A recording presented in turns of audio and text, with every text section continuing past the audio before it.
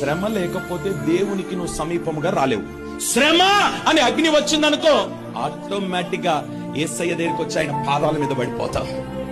శ్రమ లేనిదే సింహాసనము, శ్రమ లేనిదే మోకాల జీవితం, శ్రమ లేనిదే ప్రార్థన జీవితం రాదు.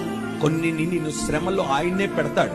ఎందుకు పెడతాడనంటే, నువ్వు కాస్త దూరంగా ఉన్నావు, ఆయనకు దగ్గర తీసుకుని రావడానికి అడ్డుగా ఏమున్నాయో వాటిని ఆయన తొలగించి నిన్ను దగ్గరికి తీసుకొచ్చుకుంటాడు. ఒంటరి వాణిగా చేసేస్తాడు. ఎప్పుడైతే నువ్వు ఒంటరి వాడు అవుతావో, నిన్నటి వరకు నీ ప్రక్కన కూర్చొని తిన్నవారు కూడా నేను పలకరించరు. నీ తల్లి నీ తండ్రి కూడా నీ దగ్గరకు వచ్చి నీతో మాట్లాడరు. నీ కుటుంబం అంతా నేను దూరం పెట్టడం ప్రారంభిస్తుంది. ఎందుకొరకో తెలుసా? ఆ ఒంటరితనములో నేను దేవునితో మాట్లాడాలని. నువ్వు ఒంటరిగా ఉన్నప్పుడే నీ కుడి చేయి పట్టుకొని నీకు సహాయము చేస్తాడు. నిన్ను శ్రమ పెడుతున్నాడు అనంటే నువ్వు సంతోషించాలి. ఎందుకో తెలుసా? ఈ శ్రమ నాకు మేలాయను.